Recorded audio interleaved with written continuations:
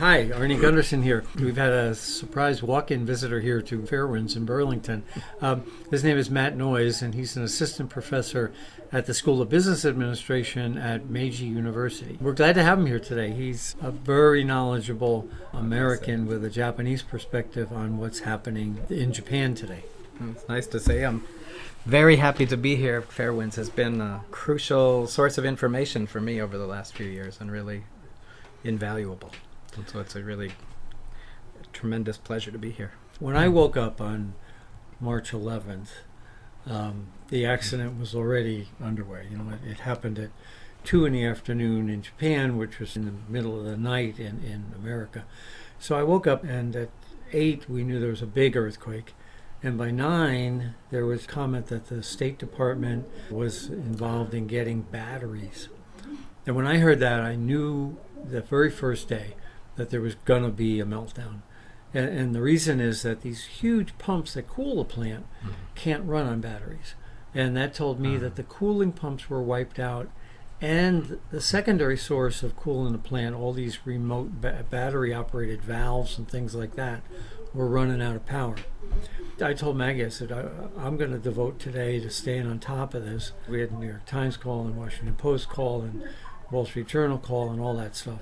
By Monday, CNN had called, and I was asked to be an expert on John King USA. I had seen my government cover up 3 Mile Island. And actually, back in the day when that happened, I was a nuclear executive, and I was on television telling people there's nothing to fear. Well, as I learned in the 1990s, 15 years after the accident, there was something to fear, in that the government had lied to me, and then I had lied to other people about the impact of TMI. So I said to Maggie, I'm not going to let that happen again. And by Monday, you could see the nuclear industry and the Japanese government all lining up. I said, I am not going to lie to the people of Japan like my government lied to the people in America. So that's how Fairewinds started. I said to Maggie, I don't care what this means personally, but we can't let this get covered up like 3 Mile Island was covered up. And this is much worse than 3 Mile Island. And unfortunately, it's becoming a much worse cover-up as well. Well, I was on the street getting ready to leave I was going to take a flight to Portland that day, so I was going to take the train from Shinagawa Station to Narita Airport, standing in the middle of the street, and the earthquake happened, and it was bigger and longer, and just, shaking these concrete telephone poles and walls. Everything was just moving around us. It was bigger than anything I'd experienced, and I had lived there, I guess, about 8 years at that time. We went home first to see if anything was damaged, and some things had fallen down, but nothing too bad. So then I went to try to go to the train station, and lights were off, people were pouring out, no trains, no power. And then I tried a bus, and they told me Narita Airport was closed. No airplanes, no power, everything was just shut down. Went back home, and then started to get the news about what was going on. So first was just the actual tsunami news, the earthquake, and then the tsunami news, which was so astonishing to see. Just whole villages completely wiped out. So that was bad. But then Fukushima, I don't remember exactly how I realized how quickly it was that the Fukushima issue came out, but it was pretty quick. So I went upstairs in my house and got online. And so I started Googling it, starting to get news. And I would, really, you're soaking up news like crazy at that point, especially as soon as we realized that there was the meltdown possibility at that time, we were told. Actually, not even fact, it was told at the beginning it wasn't even likely, not possibility, but very unlikely scenario. But I would go, and then I'd be looking on the news, and then periodically I'd go downstairs where my wife was watching TV, and something would come up on TV, and it would be obvious to me, like, this is just not true. I'd just been reading news about something different. And she's Japanese, so she's watching the Japanese news channels. And then later what would happen is I would come downstairs, and something would come on the news in Japan as breaking news that happened, that was news internationally a day before, 2 days before. A good friend of mine, was called the news gap, is how people describe this, journalist friends of mine did. And so a good friend of mine who's an excellent interpreter was asked by an Australian news team to come with them. They wanted to drive up to Fukushima, and they needed an interpreter. And so he's in the car with them, and he's listening to the radio. And so he would tell them news, just coming off the radio. And the Australians were like, oh, yeah, of course, we know that already. Is there anything new? So he was shocked. The news gap was so distinct. So this continued for months. There was just this a complete gap between the global coverage of Fukushima and the local. And I found that not only was the global coverage sort of more frank or more honest, it often it was just more accurate and more informed. They somehow, I don't know exactly how, but through ways that people have basically a lot of it was analyzing the design of the plants, which is why your broadcasts were so great. Here we're getting information about what is the design of these reactors and what does it mean that you lose cooling in this area or that there is a steam explosion in this area. How do you read that? And then particularly the question about detonation or a deflagration, a distinction that I learned from you.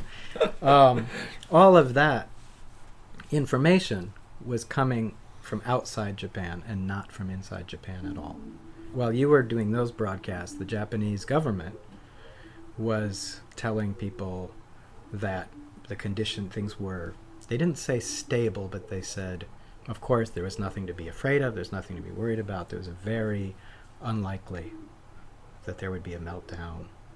That turned out to be the news well after they knew the meltdowns had happened. But the news they stuck with their story that meltdowns were not going to happen.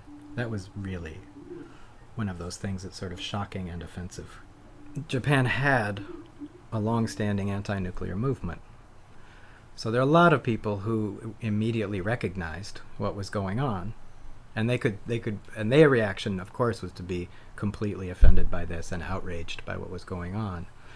On the other hand, so that's one kind of layer of people. Another layer of people were young people, a lot of young parents in particular, who were afraid. And a lot of them are people who did have access to some sort of international news, and they were picking up that there is a huge distinction between what they're being told by the government. And the news media in Japan was essentially what was being said by the government was what was reported. They would do a news conference from TEPCO officials or government officials in front of this press corps. No follow-up questions. So a TEPCO person could say, the measurement is X, and nobody would ask, well, how do you know the measurement is X? Is that measurement everywhere, or is it just in the one place that you measured? Or what does that measurement mean? How is it? They don't follow up anything. They just take it at face value and move on to the next question. This was going on, but some people were disturbed by the kind of news gap and the problems there. They became a big part of the new anti-nuclear movement, which kind of was very different than the old movement, kind of very different composition. And then the really difficult and frustrating part is a lot of people tried not to think about it. And that's still going on now. It's amazing how much people don't want to think about it, don't want to hear about it, don't want to talk about it. Yeah, that's the advantage. When you put something in the air that's going to kill you 20 years from now, you've got 19 years that you don't have to worry. The cancer statistics will start to grow in the next couple of years for lung cancers, and then solid tumor cancers and other years after that. Eventually, it will get driven home that a lot of people got a very high exposure. So I got a question. What I noticed when I was over there for my 2 tours, a lot of women involved in trying to protect their families, but also trying to push the government to be more responsive. Is that an irrational impression on my part, or did women step up and take a different role in this? Women have always played a big role in the anti-nuclear movement, so that wasn't entirely new. The main spokespeople or the main organizers in the anti-nuke movement for years, most of the people I would think of are women. What it is a reflection of is that some organizations in society, for example, the labor unions, are decidedly male in terms of both the membership, but especially at the leadership level. This is true also of some nonprofit organizations, but mostly in the big, like the labor movement, the politicians, overwhelmingly male in Japan. I mean, by UN statistics, they're like they get a very low rating in women's participation in government. Industry and government, certainly any kind of corporate and business is completely, and a lot of the unions are still very male. But the anti-nuke movement had women. But I think also the new kind of movement that grew coming out of this disaster, it's sort of non-traditional for Japan. The way of functioning was much more spontaneous. There was a big impact of people who were consciously in favor of not having a very institutional movement. The past anti-nuke movement very much defined by its institutions. There's this group, there's this group. This was more, let's have something very open so that people who have never participated in any social activism at all will feel comfortable. So there's a great video from the early days of one of the very first demonstrations that actually I went to with my son. They interviewed all the people. They interviewed many of the people as they're walking along, and the interviewers kept asking them, is this your first demonstration? And all of them was, oh yeah, this is my first demonstration. None of them had been involved in any kind of activism before. So that was a really distinguishing feature of the anti-nuke movement after Fukushima. So I have one question I gotta ask is, how did you find Fairewinds? I probably found Fairewinds at the beginning just by Googling Fukushima reactor meltdown, etc. At the beginning, some like Reuters had its, right now I think they have a firewall, a paywall rather, up but behind for their news, but at the time they put it down. So their coverage of Fukushima was all available. Reuters was a good source that I used a lot. The New York Times was slow but good. They would take a little while to report, but when they reported, it seemed to me very good, and they did a lot of analysis. They gave you much richer stories than what you'd get on Reuters or whatever. But there was a huge amount of not the big mainstream, but these sort of smaller sources of information. Fairewinds being one of them. The reason that Fairewinds was so important was because in this disaster, one of the whole issues is credibility of your information. You're watching, for example, Michio Kaku was interviewed a couple times, had some great lines about, they say it's stable like someone hanging off a cliff by their fingernails is stable. There's no information there. It's a great kind of soundbite. But in terms of trying to understand what's actually going on in these reactors when you're being told things that are simply not true, you really need someone who can tell you, here's what the cladding is on a fuel rod, here's what it looks like when it gets hot, here's how it breaks, here's what that means. And that kind of information and experience was really essential, because when you're listening to the news and you're trying to figure out what to do, you can't make your judgments based on sources that don't feel credible. You desperately need someone who you could feel like, okay, I do trust this source because the person's not trying to sell me a line or a kind of interpretation. They're just explaining to me how this thing works. So Fairewinds was great. I would sort of hang on to your video cast. I was always waiting, when's the next one?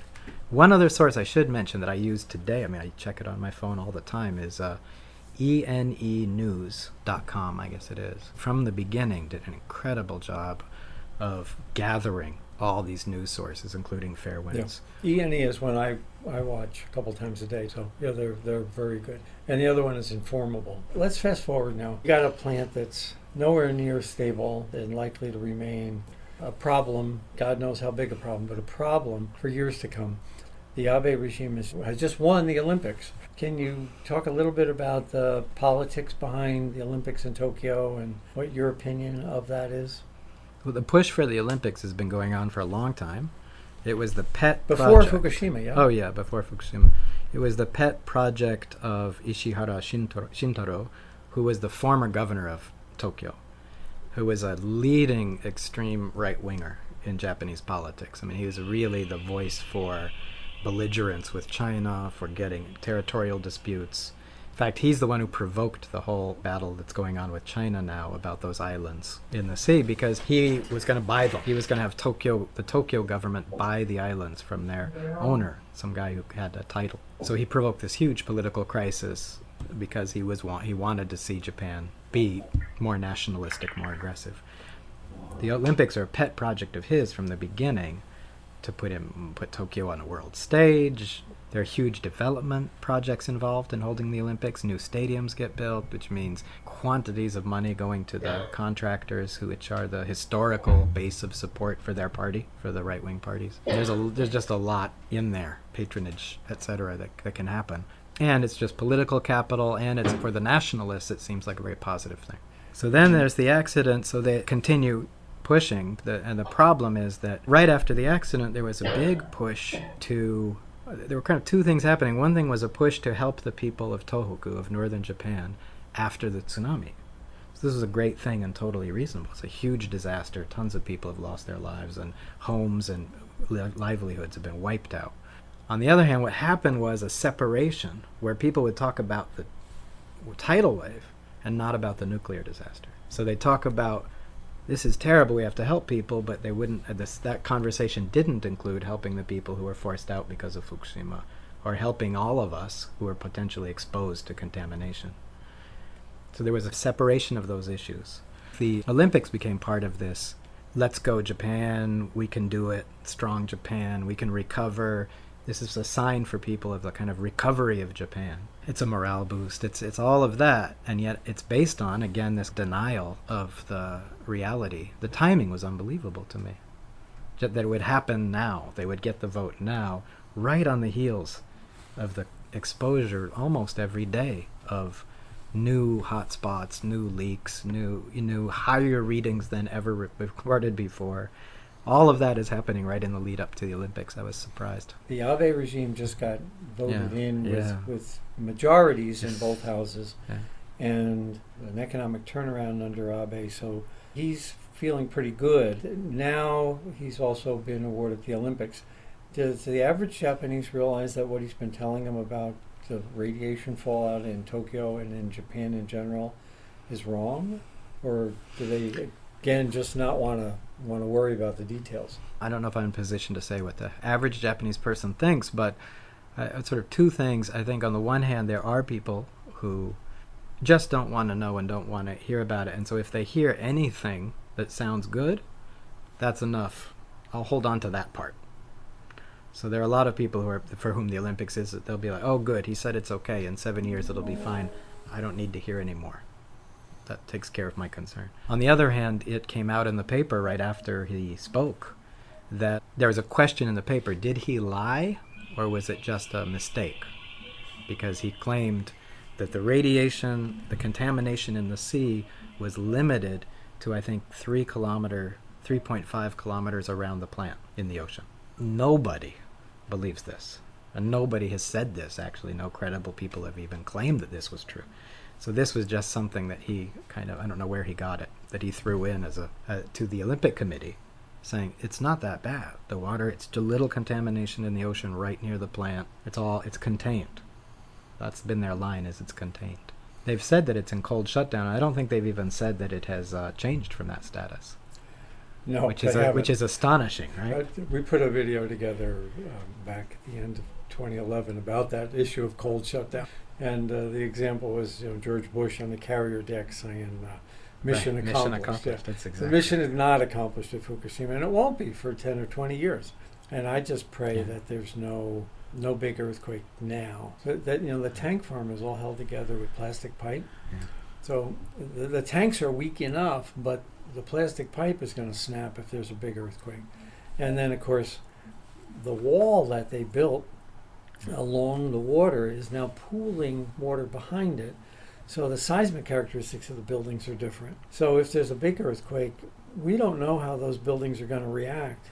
And if they tilt, or worse yet, topple, what little cooling is getting in is going to be jeopardized. And I've said we could be back to 3/11, March 11th, 2011. Again, the site is far from stable. I don't care what God you pray to, but pray that there's no earthquake. That's critical. My impression has been that the biggest concern, the tanks are a huge concern, but the biggest one is the spent fuel pools, which are exposed, have huge quantities of material in them. They're going to try to take the assemblies out next month or the month after. How hot is the spent fuel pool? If it loses cooling, what does that look like? Is it fuel that's depleted enough that it's not going to do very much, or is it the kind of thing where you could have some massive explosion and That's a really good question, and I definitely need to answer that, and I'll do it right now.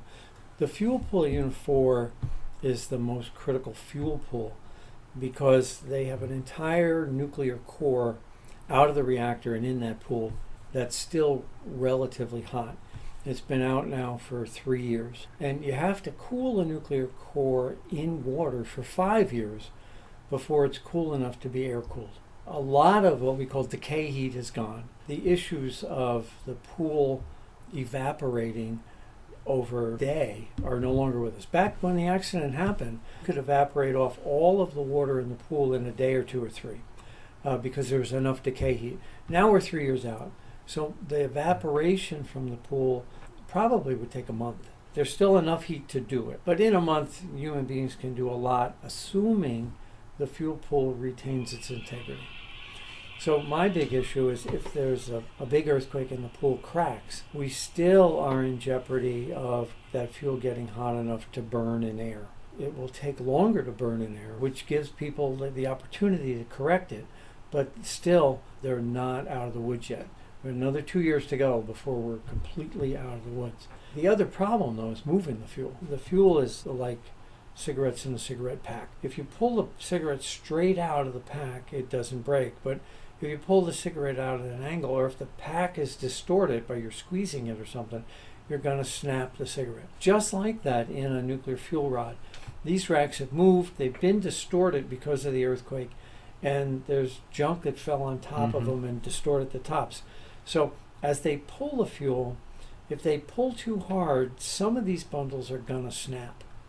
And when they snap, the fission gases that are still inside of Unit 4 are going to be released into that envelope. You know, they put a big cover over Unit 4. The reason they put that cover on is so that if the fuel snaps, they can treat those gases through filters before they put them up those high stacks. But there's one gas that can't be treated, and that's krypton 85. It's noble gas. It goes right through. They built that envelope so that if the fuel snaps, they can catch the gases before it gets released to the environment. But at the end of the day, the krypton 85 is still going to go up to the stack. It's happened in the U.S. where we've snapped a bundle, and you have to evacuate the fuel pool area and let the gases go up. There's really nothing you can do at that point. So about a day later, you can come back in and begin to recover. There's one of two things are going to happen. Either they're going to pull too hard and snap the bundle, or they're going to be unable to pull all the fuel out of the pool.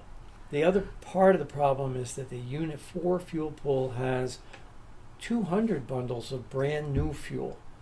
And brand new fuel, while cold as a cucumber, runs a risk of starting a nuclear chain reaction. The nuclear fuel in the new portion of the pool is more likely to undergo what we call an inadvertent criticality, a nuclear chain reaction that nobody wants. And I built fuel racks, so I know that the gap between the fuel is really, really critical. If the fuel gets too close together, you will get a chain reaction.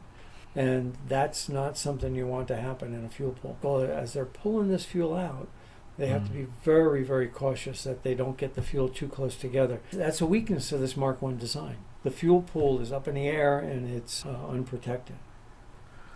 They had a crane snap. Just last week. I saw it in the news and last that week. That dropped. That didn't sound good. No, it's another indication of problems that will continue. Well, I think we're going to wrap this up, and thank you very much for coming today. It's really cool to get a walk-in guest from Japan. It doesn't happen every day. And Fairewinds appreciates all you're doing over there. Well, thanks. We'll continue to spread the word about Fairewinds as a resource to people.